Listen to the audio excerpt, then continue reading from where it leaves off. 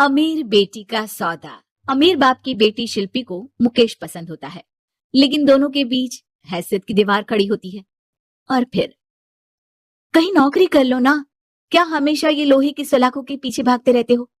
कितनी मेहनत करते हो। शिल्पी, नौकरी से कुछ नहीं होगा। तुम लोगों की हैसियत तक पहुंचना है तो अपना ही बिजनेस करना पड़ेगा, वरना तुम्हारे पापा किसी और से तुम्हारी शादी करवा देंगे। अच्छा, ऐसे किससे करवा देंगे? मैं तो तुमसे ही शादी करूंगी। बोल दिया तो बोल दिया, बस। मुकेश उस बेचारी को समझाता भी तो क्या।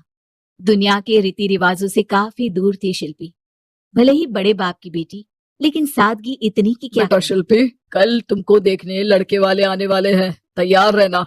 मैंने तुम्हारी माँ को समझा दिया है। घर के सारे नौकर चाकर को वो समझा देगी कि स्वागत कैसे करना है। कैसी बात कर रहे हैं पापा? मैं तो मुकेश से प्यार करती हूँ, उसी से शादी करूंगी। मैंने आपको बताया था ना। मुकेश किसका बेटा है?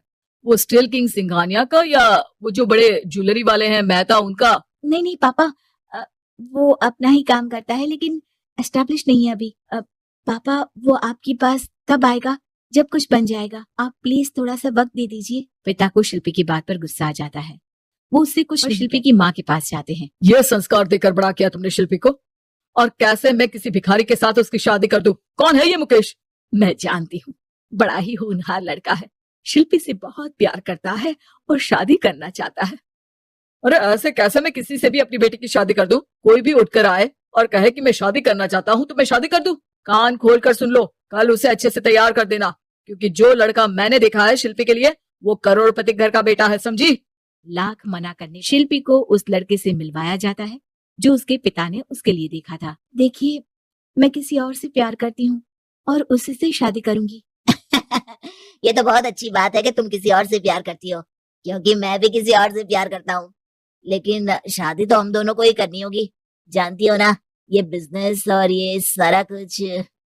शिल्पी को समझ में नहीं आता कि वो क्या कह रहा है, लेकिन वो समझ जाती है कि वो लड़का भी किसी और से प्यार करता है। पिताजी, वो भी कह रहा था कि वो किसी और से प्यार करता है।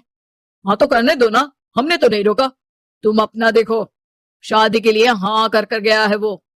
लेकिन क्यों? अरे वो और मैं दोनों ही एक दूसरे से प्यार नहीं करते, फिर शादी क्यों कर ले? पापा, एक बार सिर्फ मेरे कहने पर आप मुकेश से मिल ले। पिता शिल्पी के कहने पर फॉर्मेलिटी के लिए ही सही, लेकिन मुकेश को घर बुला लेते हैं। देखो, ज्यादा वक्त नहीं दे पाऊंगा। ये बताओ कि शादी के बाद कहाँ रखोगे उसे? 2 कमरे के मकान में? नहीं सर, मैंने 2 साल के बाद का सारा प्लान कर लिया है। मैंने आयरन इंडस्ट्री खड़ी करने के लिए पूरा ब्लूप्रिंट तैयार किया है। मेरी खुद की जगह है दादाजी की, बस थोड़ा फंड का अरेंजमेंट हो जाता तो काम शुरू कर देता। अच्छा, मतलब तुम यहाँ फंड रेज करने आए हो? मुकेश समझ जाता है कि उसके पिता शिल्पी की शादी उससे कराने के मूड में नहीं है। फंड आप कभी दे भी नहीं पाएंगे मुझे तो सिर्फ शिल्पी चाहिए। मैं उसके बिना नहीं रह सकता सर। मैं उसे बहुत खुश रखूंगा। वो तो हर पति का धर्म होता है। वो तो मैं किसी से भी उसकी शादी करा दूं, वो उसे खुशी रखेगा। लेकिन देखो, मैं ज्यादा बात को घुमाना नहीं चाहता। वो बड़े घर की लड़की है, उसे काम काज की आदत नहीं। अभी वो समझ नहीं रही, लेकिन तुम तो समझो। मैं किसी भी हालत में शिल्पी की शादी तुमसे नहीं करवा सकता। मुकेश पिता से लाख मन्नतें करता है, लेकिन वो नहीं मानते। शिल्पी की शादी उस अमीर लड़के से हो जाती है। शादी के बाद क्या हम लोग मेरी माँ के घर चले? मुझे उन लोगों की बहुत याद आ रही है। हाँ हाँ, जाओ जाओ। वैसे भी आज मैं अपनी गर्लफ्रेंड के साथ मसूरी जा रहा हूँ, तुम जा सकती हो। कैसी बात कर रहे हैं? अब हम लोगों की शादी हो गई है, आप कैसे किसी और लड़की के साथ जा सकते हैं? अरे मैंने तो तुम्हें शादी के पहले ही बता दिया था कि मेरी कुछ गर्लफ्रेंड्स है। अब प्लीज ये टिपिकल बीवी वाला रोना धोना शुरू मत कर देना। शिल्पी पिता के घर जाती है और माता पिता को सारी बात बता देती है। इतना गंदा इंसान निकलेगा, मैंने तो सोचा ही नहीं था। अरे क्यों कराई मेरी फूल जैसी बेटी की शादी ऐसे घर में? और तो क्या हो गया, शुरू में हर घर में ऐसा होता है, धीरे धीरे ठीक हो जाएगा। और वैसे भी उन लोगों के साथ हम लोगों की एक बड़ी डील फाइनल हुई है, समझी? उन लोगों से रिश्ता बनाकर रखो, तभी पैसों की बारिश होगी। पापा, अब समझ में आया कि आपने मेरे साथ ऐसा क्यों किया। मुकेश आपके सामने गिड़गिड़ा कर गया कि वो मुझे बहुत खुश रखेगा, लेकिन आपने मेरी शादी एक ऐसे लड़के से करा दी जो किसी और लड़की से प्यार करता है और शादी सिर्फ समझौते के लिए कर रहा है। पापा, मैं जा रही हूँ, लेकिन इस घर में कभी पैर भी नहीं रखूंगी। आपने मुझे सामान की तरह इस्तेमाल किया। माँ शिल्पी को बहुत रोकती है, लेकिन वो एक नहीं सुनती। कुछ समय बाद शिल्पी, मुझे नहीं लग रहा कि अब हम दोनों के बीच ये शादी और रह पाएगी। मैं किसी और से शादी करना चाहता हूँ।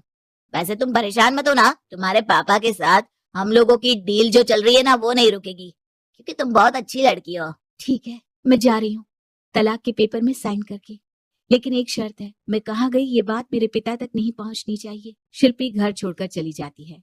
वो एक नौकरी करती है और अपना जीवन खुद संभालती है। लेकिन एक दिन, शिल्पी जी, आपसे मालिक मिलना चाहते हैं।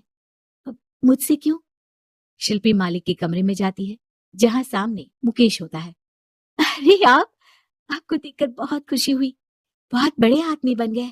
थैंक्स, पर तुम्हें नौकरी करने की क्या जरूरत पड़ गई? मैंने तो सोचा भी नहीं था कि तुम मेरी शिल्पी होगी। तभी वहां शिल्पी के पिता आ जाते हैं। शिल्पी, तुम्हारे बारे में माँ से पता चला। घर चलो बेटा, मुझे माफ कर दो। मुकेश, मैं यहाँ अपनी कंपनी के काम के लिए आया हूँ। तुम्हारी कंपनी की डील अगर हमें नहीं मिली तो हम बर्बाद हो जाएंगे। वैसे अब तुम चाहो तो शिल्पी की शादी मैं तुमसे कराने को तैयार हूँ। बस करिए पापा, ये क्या सौदा लगा रखा है आपने? जिस कंपनी से आपकी डील हो, अपनी बेटी की शादी उसी के घर करा देते हैं। शिल्पी मुकेश से माफी मांगती है और वहां से जाने लगती है कि मुकेश उसे रोक लेता है। रुको शिल्पी, ये सब कुछ तुम्हारे लिए है। ये कंपनी, ये नाम सिर्फ तुमसे शादी करने के लिए ही खड़ा किया था। मैं आज भी तुमसे बहुत प्यार करता हूं।